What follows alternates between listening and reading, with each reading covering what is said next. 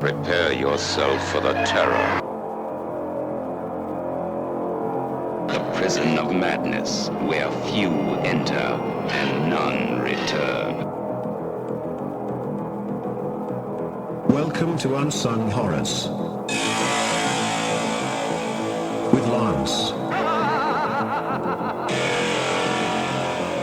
And Erica. Leave all your sanity behind. It can't help you now. Hello, and welcome to another episode of Unsung Horrors, the podcast where we discuss underseen horror films, specifically those with fewer than 1,000 views on Letterboxd. I'm Lance. And I'm Erica. And we are back at it with Giallo January. Giallo! Giallo! But before we go balls deep in Italian thrillers and gialli, Erica, last episode you mentioned and announced a few upcoming releases that you and I are contributing some special features. Yes. But most are still unannounced. But since last episode, there has been an announcement of a release. Fun City Edition's Blu-ray. Yes. Of Tony Garnett's Handgun, also known as Deep in the Heart. Yes. And you will be doing an audio commentary. Yes, co-commentary with Chris O'Neill, who's a filmmaker, film writer. He's done a lot of special features for other Blu-ray features. Our friend Ryan over at Disconnected has an interview with him. Yeah, it's... I love this film. I think it's great. It's a rape revenge film that I think deserves to be spoken of in the same breath as Last House on the Left and Miss 45 and those sorts. I mean, it's a different film. Right. I still have not seen it. But it's very, very Texas. And so it's interesting because the main character moved from a big city to Texas and was a teacher. And I'm like, I can relate to a lot of that.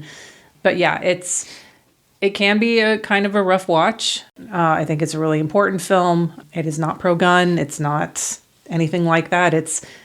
Garnett is a British filmmaker, and he's got a very documentary sort of style to him. And so it's very sort of observational documentarian style, like neutral. So I'm really excited. I think Fun City is a perfect fit for this. So, yeah. Yeah, I mean, super exciting news. Everybody, the pre-orders are open right now, right? Yes. April 2nd release? Beginning of April is street date, yeah. Cool. So, and I know audio commentaries are a lot of work. So. That was a lot of work. That was my first one, and that was a lot. I don't know if I'll be doing another one anytime soon. I like writing essays. Yeah, I'm looking forward to it, though. Thanks. Okay, so let's get into Giallo January. Yes. Now, I wanted to definitely shout that out because that announcement's really exciting news. So my pick, Alberto de Martino film from 1985 called Formula for a Murder, also known as 7 Hyden Park La Casa Maledetta. It's about an athletic trainer named Craig who marries a wealthy, wheelchair-bound woman named Joanna, who lost her ability to walk when she was 11 years old, when a priest lured her with a creepy doll, raped her, and threw her down a flight of stairs, or she fell down a flight of stairs when she was escaping. Joanna has a caretaker named Ruth who seems against the marriage, but we quickly learn that she is in a relationship with Craig, and they are conspiring to kill Joanna for her fortune, which also means that they need to kill some priests along the way who Joanna wants to donate money for a big church project. Craig wants Joanna's death to look natural, so he's trying to scare her to death by reenacting the traumatic event she experienced with the priest and the doll. Maybe even fucking her. Yeah. I was like, just say it, Lance. We'll have to fuck her to death. Yeah, so a doctor diagnoses. It's a very realistic part of the movie where she's blocked out this traumatic event. If it's triggered, if memory's triggered, she could have an immediate heart attack. So the doctor tells Craig specifically, don't fuck her. She could die. And Craig's like, and gives a suspicious look into the camera. Very melodramatic. Love it.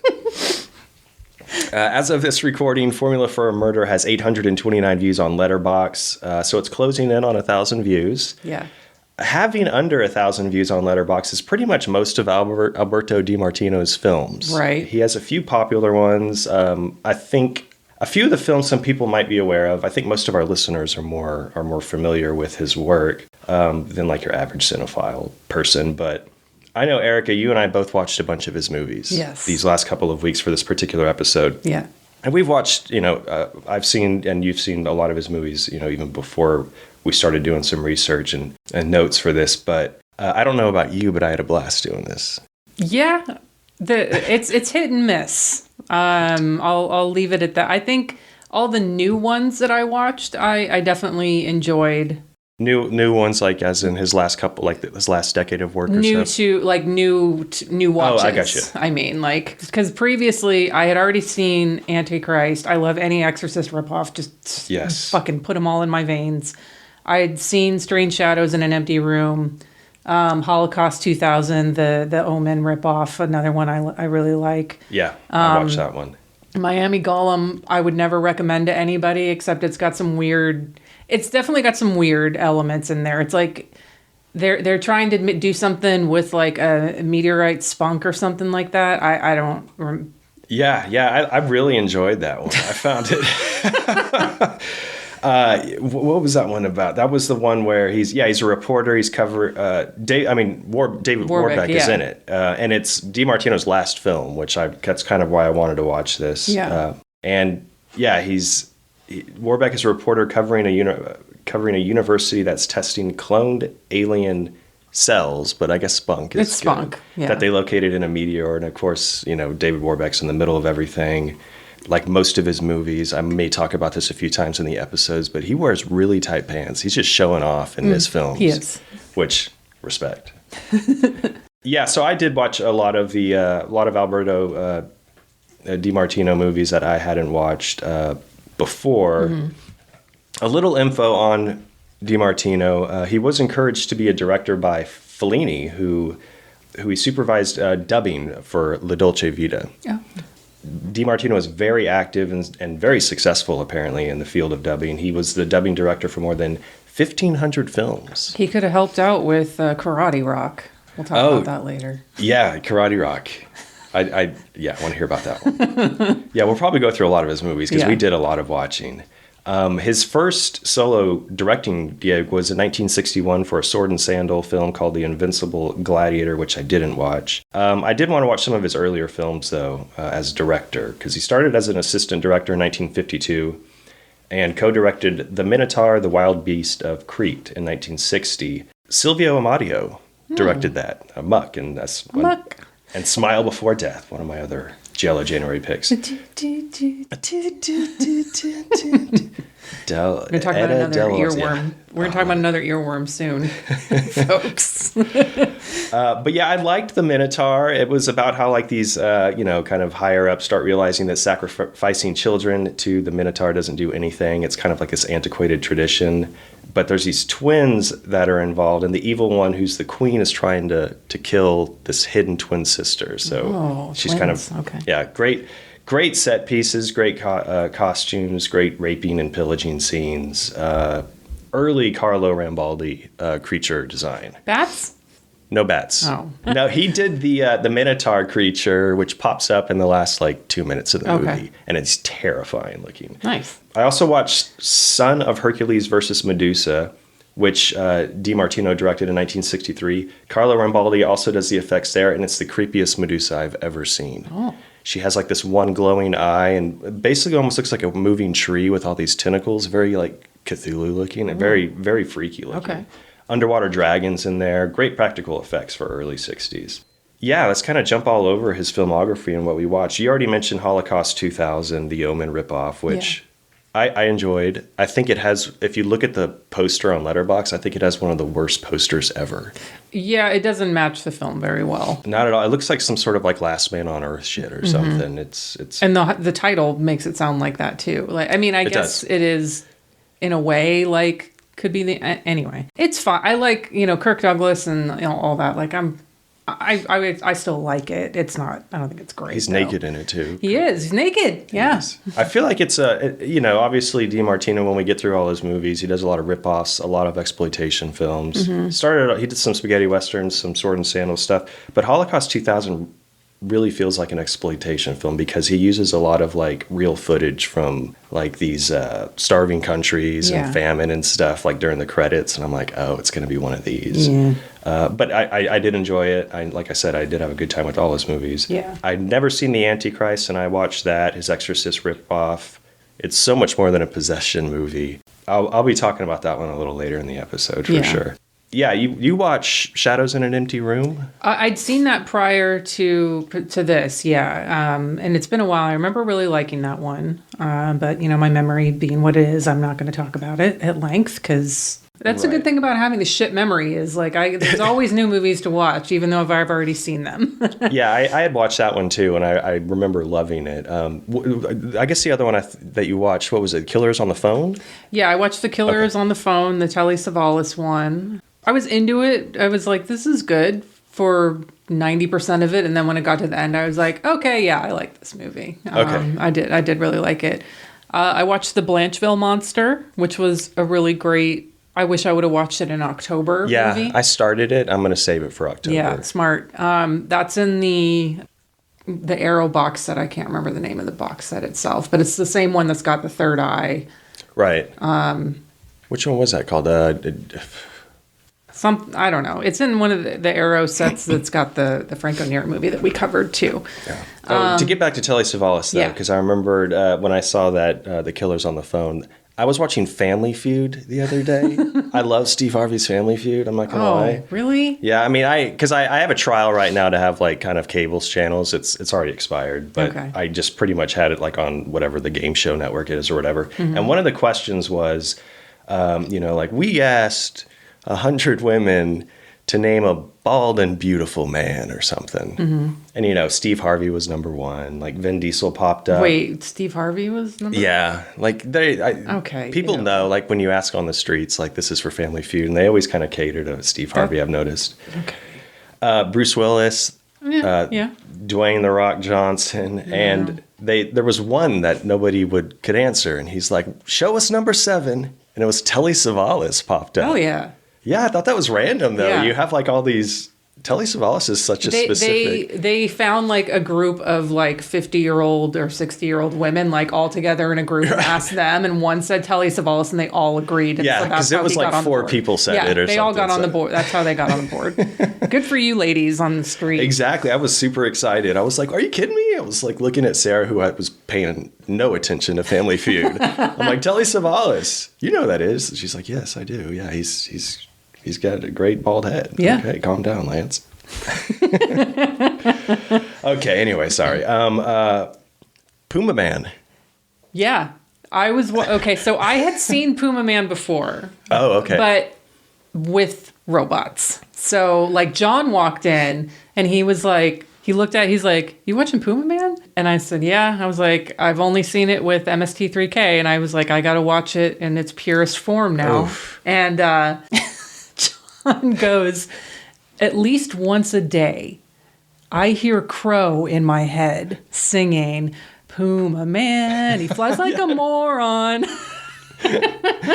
Is that the earworm song you're talking about? Yeah, like the theme song, the da da da da da da. Oh, we gave him the Captain Dork costume by mistake. Puma Man, he flies like a moron. He has the power to rear project major cities. Yeah, it was terrible. I watched it, and I logged it before you, and I was gonna in my review in Letterboxd. I don't even know if I added a review. Yeah, you said you'd never recommend it to somebody. Oh yeah. And then Adam was like, I want to watch it. Yeah. I'm like, Adam, come on, man. I mean, I know Adam's had like the best time watching Alberto. Loves Di Martino, yeah. But yeah, it was terrible in the most endearing ways, I think is what I said. But I was going to put like, Erica, I watched this so you didn't have to. But then like you logged it like the next day. Yeah. But you had already seen it. No, because like if you put Erica, I watched this so you don't have to, I'm like, oh, so you think you're better than me? I'll watch it. Fuck Challenge that. Accepted, Lance. What other ones did you watch? I did finally get around to one I watched that was interesting because it was John Cassavetes starring in it. It was called Bandits in Rome. he's working with like this sort of younger kid, and they are, performing heists, and he ends up getting caught, and like the younger kid is kind of going off the rails. Like Cassavetes has a code, and he's like, I never kill anyone, I just rob people. And it's like, yeah, good for you.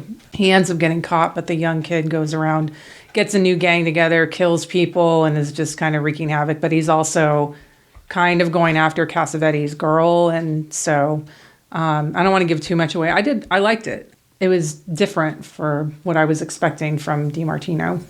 And then I watched Bloodlink finally. Oh, yeah. Moriarty. I need to watch that again. Yeah. The ladies love the Moriartys because he fucks a lot of women in there. He does. And I'm like, saying the really? F word a lot this episode so far, but let's go. Yeah, I saw your rating was 2.5, and I was like, Lance will like this more when he rewatches it. Yeah, that's usually the case, for earlier movies that I logged. Yeah. And I think that was it. I'd already seen Counselor at Crime a few years ago, and I like that one as well. But yeah, I mean, I think I have a very high percentage of De Martino films logged at this point. I mean, yeah. I know he's my most watched director, and I know it's only January, but he's still going to probably be in my top 5 for the year. Yeah, I think I watched 7 movies or so. Yeah. I had already seen The Man with the Icy Eyes from 1971, which we talked about in The Stranger, Burt Topper's The Stranger episode, because Victor Buono's in it. What else? I watched Django Shoots First, which is just a spaghetti western. I had a lot of fun with that. I was like very similar to your experience with this film, where I was okay. I was having a good time with it for the first hour and a half, and then the last scene occurred, and I was like, oh yeah, I'm bumping this up. This is fucking amazing. Good stuff. And then he did a James Bond ripoff called Operation Kid Brother. And I wanted to read segments from an obituary that was written for De Martino when he passed away in 2015. It's from The Scotsman. It gives some interesting information into De Martino's career, but it has an emphasis on this Operation Kid Brother movie. Okay. Which sounds fascinating, and it's streaming. It's like on YouTube, or it might even be on Tubi, but I just kind of put it off because it sounded dumb. But after reading this. So this is, so it starts off, when the James Bond films proved a huge hit in the early 1960s, Italian film director Alberto de Martino decided to tap into their success. There was a sudden spate of secret agent movies, but what made De Martino's films different was that he not only copied the formula, but he recruited many of the Bond actors to appear in it. So he pulled a bunch of the Bond actors that were, through like the first couple of films. Mm-hmm. But the really big name signing was that of Connery himself. Not Sean Connery, but his younger brother, Neil Connery. He had been working as a plasterer before being handed a starring role in Operation Kid Brother. In the new film, Britain's top agent is unavailable, so his civilian sibling is recruited to thwart the latest villainous plot for world domination. Okay.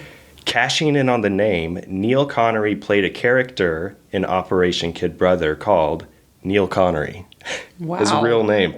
A plastic surgeon and hypnotist, skills that come in handy in the course of the action. He was rather slighter of build than Sean and appeared in the film with a beard, although there was a certain resemblance. The similarities between De Martino's films and the Bond films were even more striking, with the combination of gadgetry, action, glamour. And then The Exorcist proved a hit. De Martino responded with The Antichrist. So this is a formula, obviously, he's very good at, and that I just love about him.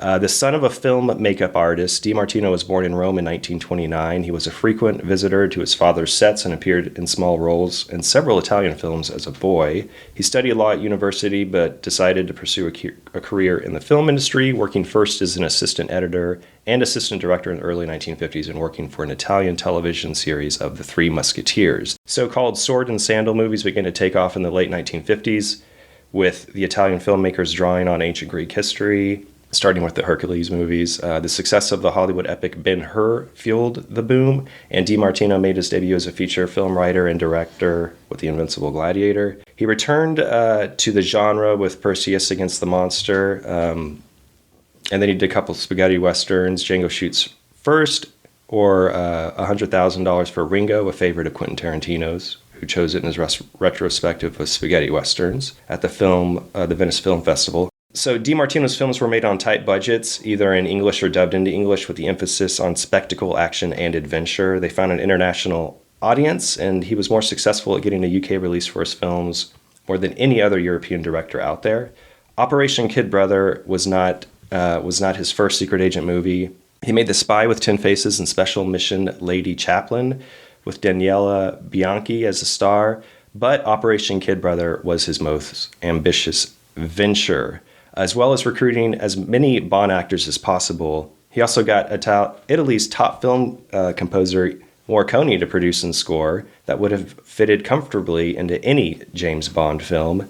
Sean Connery and the Bond producers were unhappy, and the press whipped up stories of a family feud. Sean maintained that he thought both he and his brother were being exploited, though all the Bond actors reported that they were paid more for Operation Kid Brother than they had in any of the other Bond movies. Oh, wow. Neil Connery received £5,000, a handsome fee for a newcomer in those days.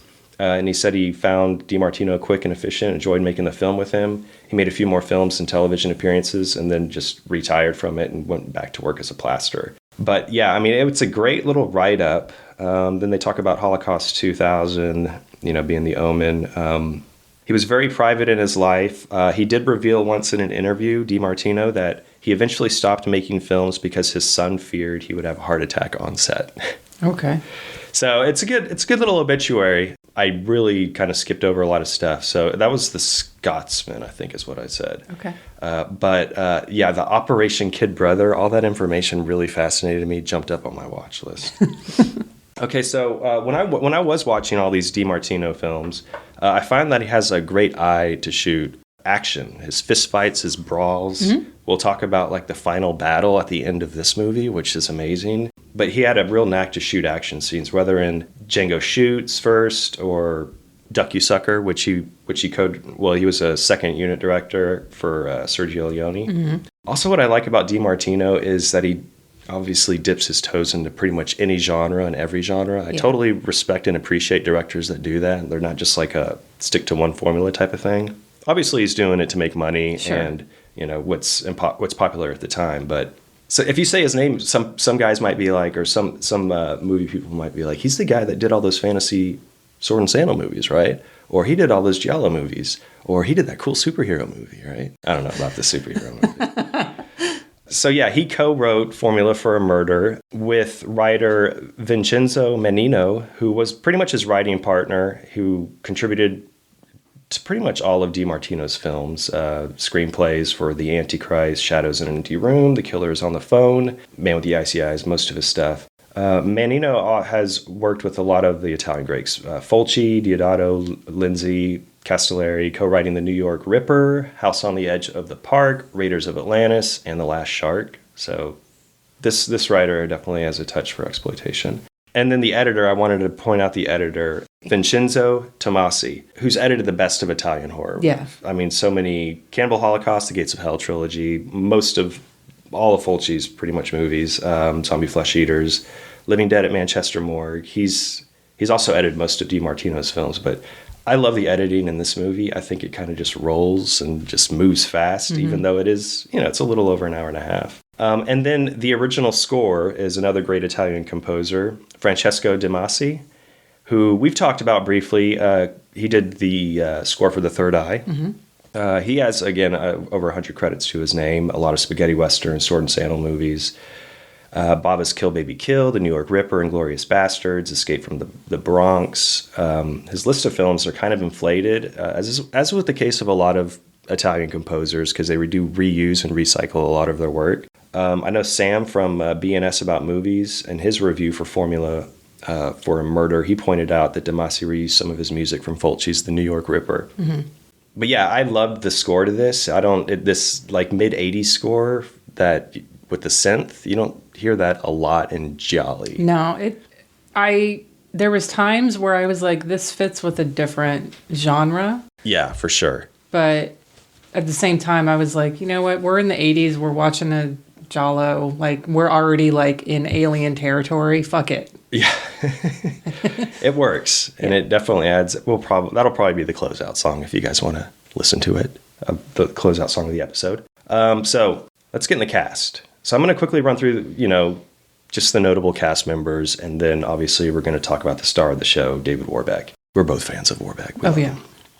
Okay, so British actor Christina Nagy plays the lead role of Joanna, the woman in the wheelchair. This is her only film credit. She had a recurring role on 2 British television series in the 80s, but that's it.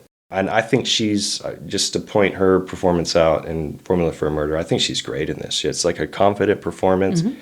It kind of reminded me a little bit of Julia Cotton from Hellraiser from time to time. Like physically, I don't know, she has a look, a little bit of maybe even Susan Tyrrell. I really was compelled by her situation and how she I don't know, I'll talk about her performance more, but it's very confusing to me, some of her stuff. But I loved her as an actress in this. Ruth, Joanna's caretaker, is played by Carol Blumenberg. This is her only acting credit that I could find at all, nothing else, which is kind of surprising because she has a great Italian horror look. Yeah, she's beautiful too. I could have seen her easily popping up in, a Fulci movie or something like that, and just nothing. Yeah, nothing. Yeah, I couldn't find anything. I'm wondering what the story is there, but I'll have to work on a book for her. And I think some, like diehard Italian horror fans might actually recognize some of the other actors other than Warbeck in Formula for a Murder, specifically the priests. Father Peter, played by Andrea Bosic, who has small roles in Danger Diabolique and Day of Anger. He plays the optician in Fulci's Manhattan Baby. Okay. I don't know. I don't remember. It's been a while. I mean, a lot of these faces did look kind of, I kind of recognize some of them. I just didn't know from where. Father Davis, the priest on the motorcycle, is played by Laurice Lodi, who again pops up in small roles like Phantom of Death, Corbucci's Ringo and his Golden Pistol. He portrayed Silence as a boy in The Great Silence. Oh, okay. So I thought that was interesting. And he was recently a judge in Ridley Scott's House of Gucci. Still working. And then the doctor, Dr. Cernick, is played by Rossano Brazzi. He starred as Count Frankenstein in Frankenstein's Castle of Freaks, which you just... Hey! He was also the priest in Omen 3, The Final Conflict, playing Father DiCarlo, the priest out to kill Sam Neill. I love that movie. That's got a whole baby murder montage in it. It's the greatest thing ever. Yeah, when I read that about Omen 3, and I thought it was kind of crazy to think that the Omen 3 came out 5 years before Formula for a Murder. Because Formula for a Murder, like most giallo, it has like a 70s. That's kind of like the headspace you're in when watching these movies. So I keep reminding myself that it's made in 1985, which I think is fun and endearing. Yeah. Okay, let's get to David Warbeck. He plays Craig. I think he is the only recognizable face in this movie, obviously. Best known for Fulci's The Beyond and The Black Cat. I think he's the cat's meow, David Warbeck. He is just fantastic. He is. So he started his professional acting career in the late 60s, working on British television series. He was born in New Zealand and moved to London to attend drama school, and then he quickly started getting parts in films, like in Freddie Francis's Trog, which I've never seen. You've never seen Trog? I've never seen Trog. Trog's fun. I know. He played Anton Hoffer in the Hammer film Twins of Evil in 1971. I love that movie. Then he landed a small but significant role in Sergio Leone's Duck You Sucker, also known as A Fistful of Dynamite, where he played the Sean character, who James Coburn sees in flashback scenes throughout the film. I watched this for the first time, and I loved it. Like I said, De Martino, he was the second unit director for that too, so there was that tie-in. I think this is where he probably met David Warbeck. Probably, yeah. And they worked on a few films together. Yeah, he played Sean in Duck You Sucker, and he had his own theme. So it was a melody composed by Morricone with Etta Del Orso saying his name over and over again. Sean, Sean, Sean, Sean, Sean. I loved it. Sean, Sean, Sean.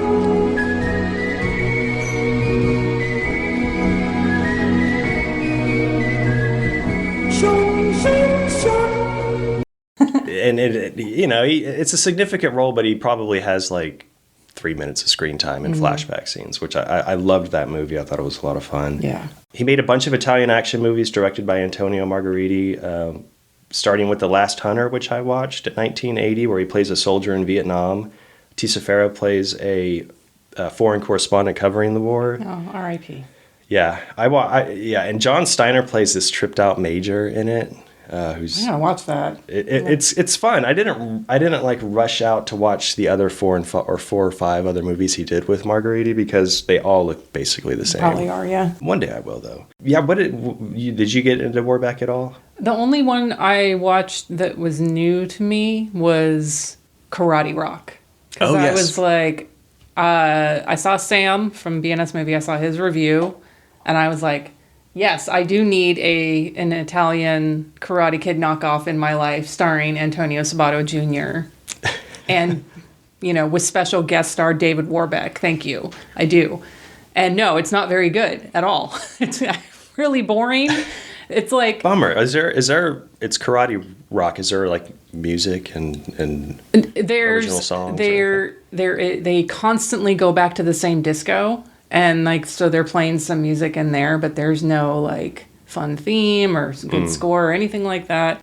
There's very little karate in Karate Rock. It follows essentially the same premise. New kid in town, except he's in college. The funniest part about it is like they say that they're in Oregon, but they are in Savannah, Georgia. And they're not even trying to hide that they're in Savannah, Georgia, because it's like David Warbeck is driving a Savannah police car. They go to the karate studio and it's like Savannah Taekwondo or something like that. There's like these beaches and like all the type of foliage that's very Georgian. And I'm like, why is it important that we're in Oregon? Why can't you just say you're in Georgia? Anyway. And so most of the movie is him and like, the group of bullies, and they're all in karate, but they're not even like, that's not even the thing. Like at first they like race cars and then, oh, it was a tie, so we got to race the cars again. And oh, now he won. And then he gets beat up. And then literally when there's like 15 minutes left in the movie, there's not even a long, like the 2-minute training montage with him and the guy he's living with, teaching him karate. And that's where the karate comes in? And that's where and then there's like one fight at the end. And and it has the absolute most, I put this in my Letterboxd review, the absolute most girl takes off glasses is now pretty moment in film ever. Because Antonio Sabato Jr. looks at her and he's like, oh, you took your glasses off. Hey. He literally says it out loud. Works every time. So I don't recommend it. I had to search specifically Karate Rock English dub. And it's a terrible, terrible dub. There's one character in it that's really funny, though. He's, like, always eating. He's always got, like, an ice cream cone or something. But, yeah, it's for, like, Italian knockoff completists only. Yeah. That's me, Right. So. Karate Rock. Yeah. Is Warbeck in it quite a bit or not really? He's in it more than I thought he was going to be. He's the dad, and he basically, like, he's in the beginning, and he drops off Antonio Sabato Jr. at the dude's house who ends up teaching him karate. And he's like, my son's a hoodlum. You need to show him, like, show him the right path or whatever. And then he leaves, and you're like, okay, thanks, David Warbeck. Good seeing you. Yeah. But he shows up later, and he comes back, and I was like, oh, wow. He shot for 2 days, not just one. In Savannah, Georgia. Yeah, not Oregon. Right. Jesus. Yeah, I watched Panic. I'd never seen Panic before. It's kind of slazy sci-fi horror. It's fine. Again, David Warbeck wears the tightest pants I've ever seen a man wear. And he pulls it off very well. And then I had watched the Miami Horror, the Miami Golem, as it's known, which was De Martino's last film. Yeah, he made it directly. I guess they filmed Formula for a Murder and immediately did Miami Golem with Warbeck again, back to back, and that was it. Well, yeah, they didn't have to travel very far. Yeah, because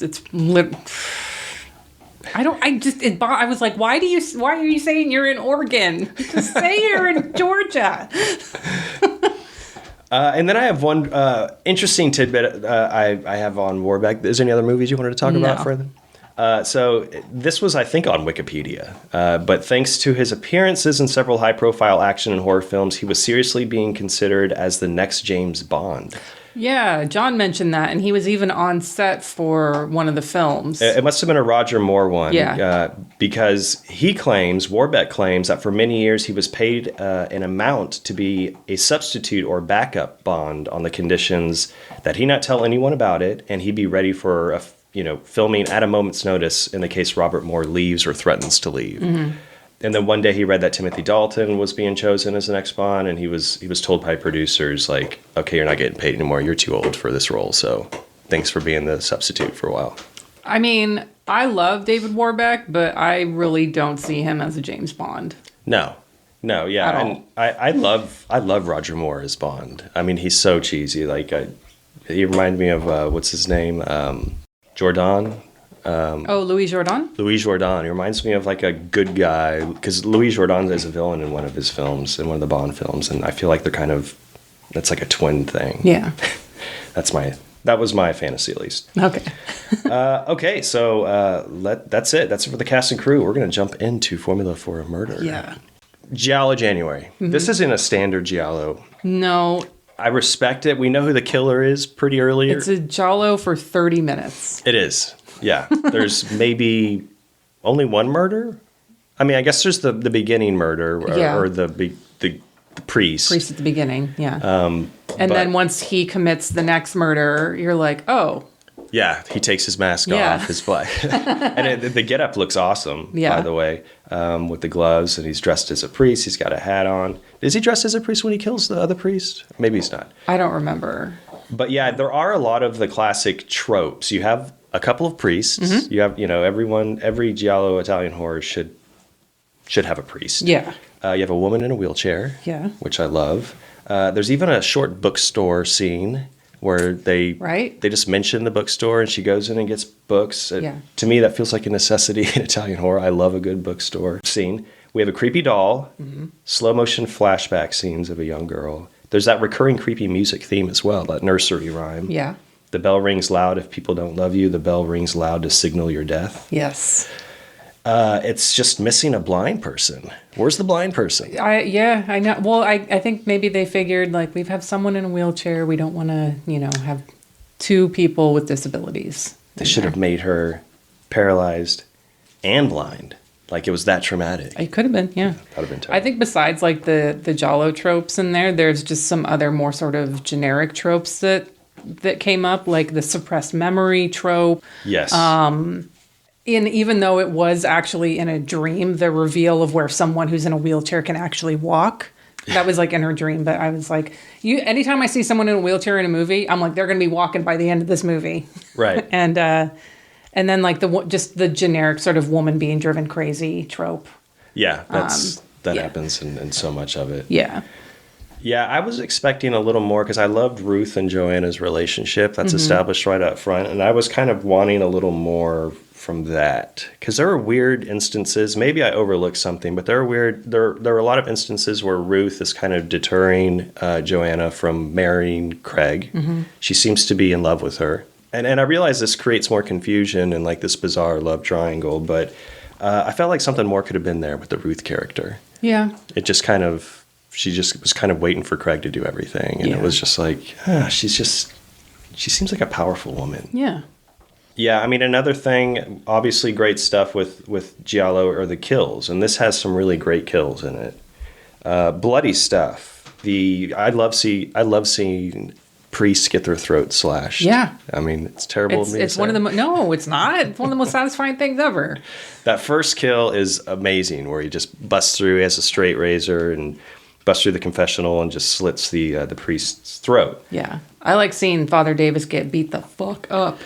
Yeah, that's something that I really appreciate with some of these kills. They're super dragged out and giving it a realistic vibe. I mean, because Craig picks up like this heavy candelabra or something like this and just is hitting Father Davis 10 times in the head or something, and he's not going down. He's a fighter. Yeah. And then the same with Craig at the end, too. His battle with Joanna. Oh, yeah. He gets up like 3 times. There's another trope where the killer gets up and they're not dead yet. Twice. Yes. It's amazing. So many psych outs. And then Ruth's murder is especially bloody. Yeah. I love this scene where, so Craig kills Ruth. We're just going to jump all over the place like I usually do. But he kills her, puts her body in a car, and he grabs the shower head, the handheld shower head. He's just spraying it like on the walls in the window to get the blood off. I'm like, very good. Yes. Quick cleanup. Very much so. And of course, like I said, that doll, this is going to be a very specific joke, but as soon as I saw that doll, it has the weirdest stink eye look on its face. more stink-eye than John Carradine in Silent Night, Deadly Night from 1972. Da-dunce. Very specific joke.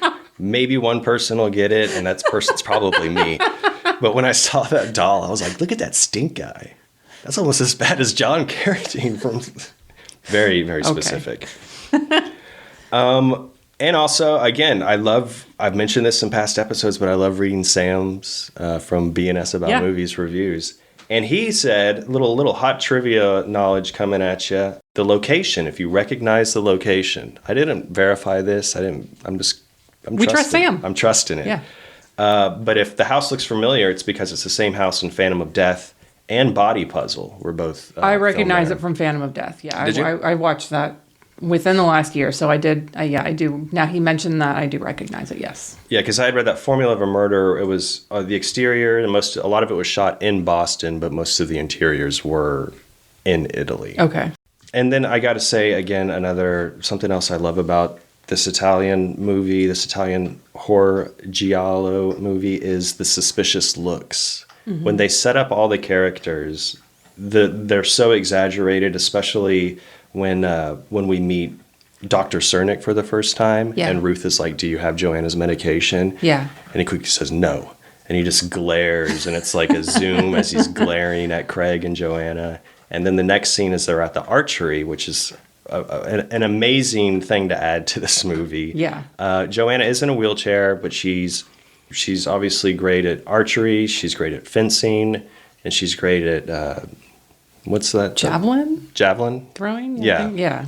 I mean, because she does it with the fucking fire poker. She uses all her skills at the end of the movie to win. But there's that scene where Ruth and Craig and Joanna are all on this archery field while Craig, who's wearing his gray sweatsuit. Yeah. And it looks like Christopher George from Graduation Day. Yeah. Yeah. I was like, oh my God. I had the same thought. I was like, maybe I'll just do that that was almost going to be my double feature pick. Oh, I thought you were going to say I was going to be my like Halloween costume, like suit, just like a lady suit. That would be like that one person would get that costume. I'm going to do that. I'd have to carry around a watermelon. Maybe 2 people would get it. But yeah, the suspicious looks in that scene, it's like complete soap opera where the camera's cutting to Ruth looking at Craig and Craig looking down at Joanna, and then Joanna just kind of, I love it so much. Let's list off some of our other favorite stuff. What do you love? It is the greatest premise/method for killing someone to get their money ever. Hands down, fucking them to death. Because here's the thing.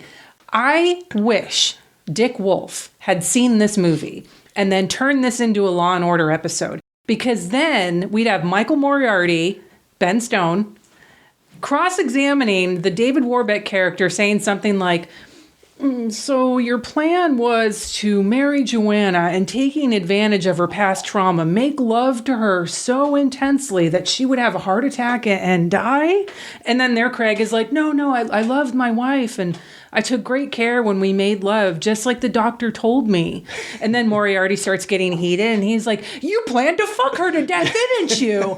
And then, of course, we get an objection from the defense attorney. He's probably played by like the EPA guy from Ghostbusters or whatever. And then the judge sustains it and gives Moriarty a warning. Watterson could have worked too, but Moriarty has the De Martino connection, so I had to go Moriarty for this. But I was like, man, this could be a fucking Law and Order episode. This is fucking insane. Hell yes. That's brilliant, Erica. The plan on how to kill her is really amazing. I mean, he does try to scare her to death in certain situations. As soon as he learns that Dr. Cernick does lay it all out, and to us as the viewer and to Craig, like, this is what happened to her. There's a priest. Yeah. So he takes advantage of that and starts dressing up like a priest, having a bloody doll. And those are some of my favorite scenes. That first slow scene of him walking down the staircase with the bloody doll and like he's snapping the head and stuff. It's really, really great. The fencing in a wheelchair scene I have is one of my favorites. I feel like...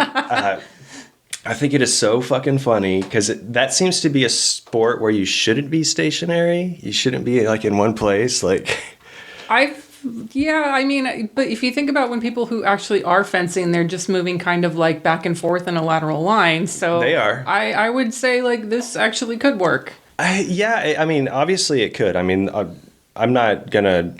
disabled athletes should be able to participate in any type of sport, but I just think it's funny that they threw that in because they were both. Craig is training her in a wheelchair, and they're both just. I think the humor is because of like how far they are from each other, and it's literally just like extending the arm. And it's like poke, poke, poke, and thrust. It's like okay. Yeah, it went on for a while too, but she was great. She obviously used that. She used that fencing skill later on in the end. The archery. Her technique is amazing because it's so sloppy. She has no aim whatsoever. She just like quickly, raises the bow and arrow and just shoots, and it's a bullseye every time. Yeah, she's an athlete through and through. Yeah, and it's a great way to introduce her weapon of choice, like we said, which she is an expert in.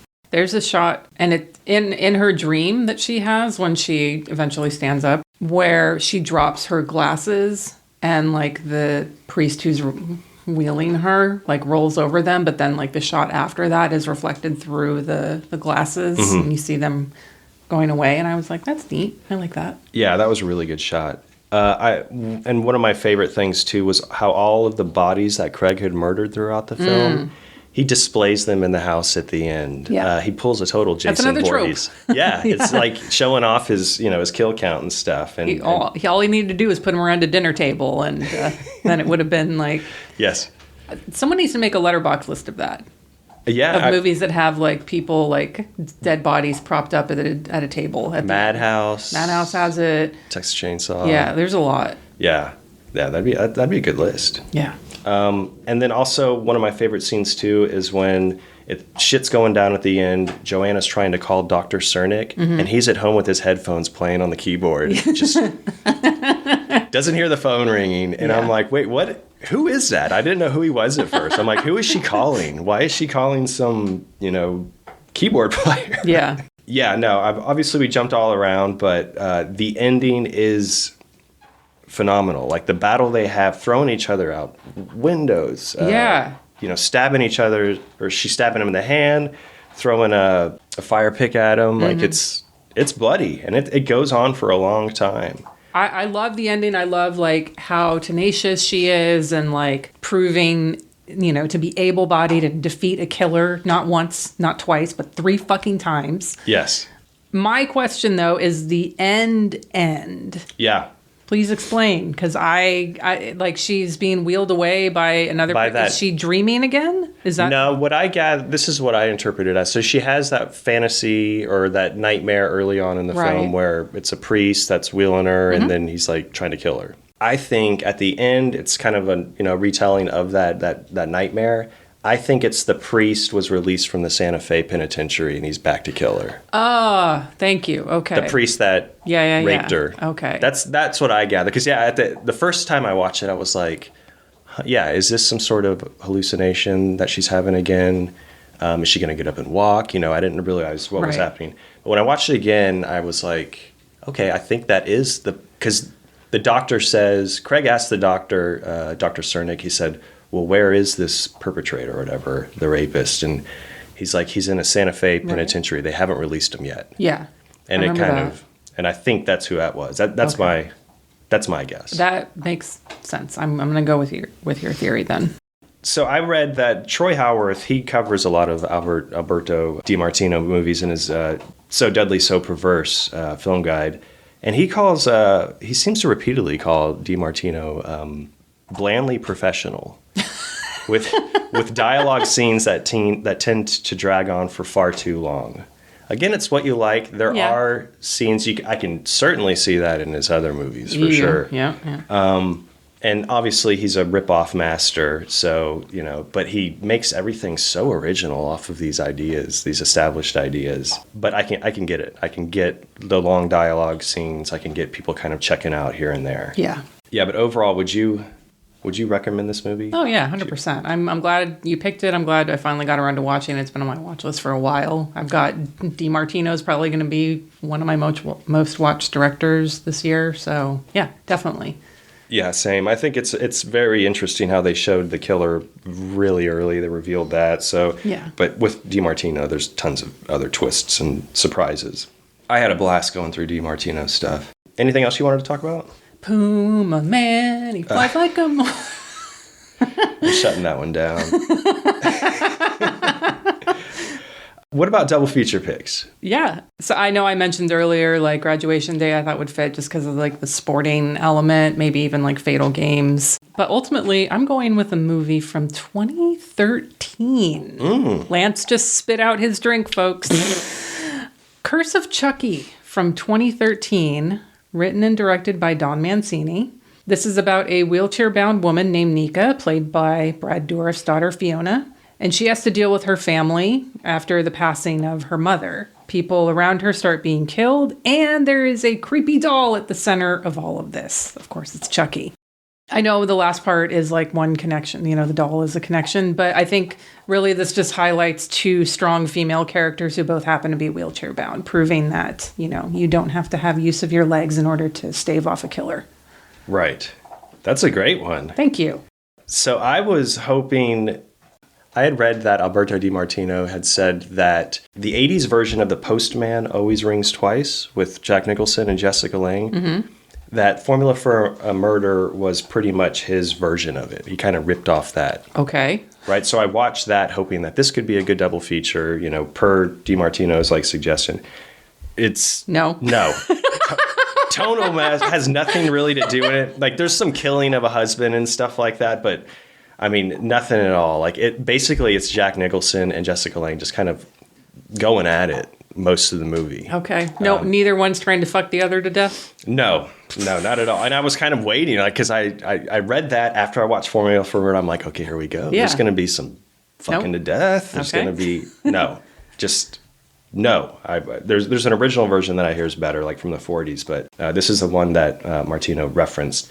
And then Hammer's Taste of Fear from 1961, directed by Seth Holt, which would definitely work better. Roberto Curti, actually, and others have written about this, saying that they're very similar to Formula of a Murder.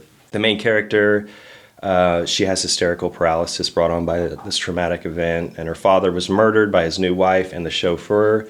The young chauffeur who's in love with the lady in the wheelchair, Penny, they're conspiring to murder her for a fortune. There were a lot of similarities, but I just don't think it would work. Christopher Lee plays a young doctor, which is great in it. I recommend watching that movie, though. It's great. So I'm just going to cop out here and simply pick my favorite De Martino movie that I watched. Okay, I'm going with The Antichrist from 1974. If someone's never seen a De Martino film and first watched Formula for a Murder, I would want them to dip their toes into his rip-off movies. And I think this is his best. He's obviously ripping off popular Hollywood films. This is a straight rip-off. Well, not really a straight rip-off of Exorcist, but it's definitely a rip-off. Yeah. It has a small similarity to the lead character in Formula for a Murder. The lead character in here, played brilliantly by Carla Gravina. She is a woman who's paralyzed due to a violent shock, this traumatic experience. I think she gives one of the best horror performances, of the 70s, in this movie. She's amazing in it. Yeah. The crew's amazing. Morricone's doing the score, Joe D'Amato's shooting it, Tomasi's doing the editing. But yeah, it's basically just to watch my favorite Martino movie with Formula for a Murder. There you go. So yeah, that's it for Giallo January.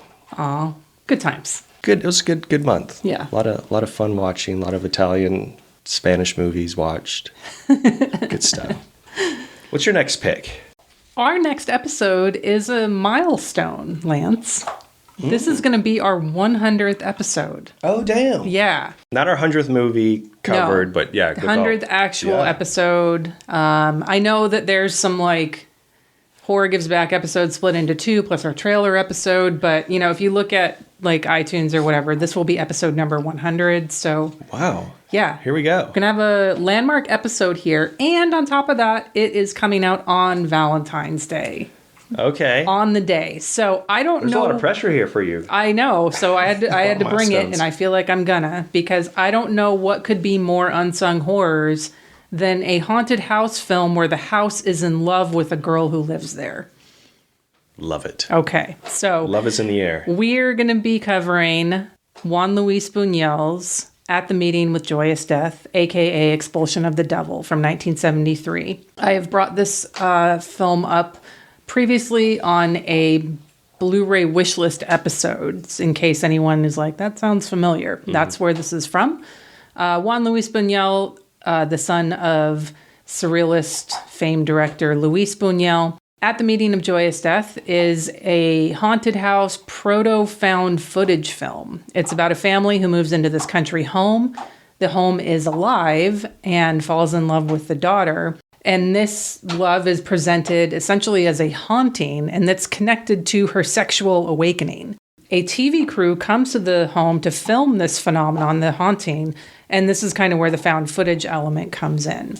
So At the Meeting with Joyous Death has 314 views on Letterboxd. It is available on YouTube or Rare Film. We'll have the link in show notes. The one on Rare Film is just a YouTube one, so either way you want to watch it is fine. There is a DVD of this, but the quality isn't any better than the versions that you'll find online, so you don't need to rush out to do that. So because this is our 100th episode, I feel like we should have a special guest for this. Yeah. And we are going to have a new special guest joining us this time, none other than Heather Drain. She is a film writer. She has contributed to numerous Blu-ray special features. I am a huge fan of her work, and I know she's really excited to come and talk about this film. Yeah, I'm excited for that. All right, so we'll have links to where you can watch this film in show notes, and be celebrating Valentine's Day with a haunted house. And our 100th episode. Our 100th episode. It's exciting.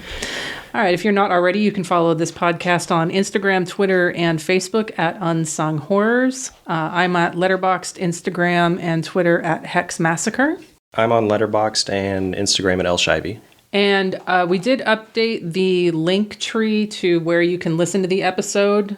We do have all of the episodes, save for one, up on YouTube now as actual episodes. So there's a link to where you can subscribe to YouTube. So you can, if you're at home, you can just turn it on in the background and listen to us there. We've got another option for folks to listen to us. So heck yeah.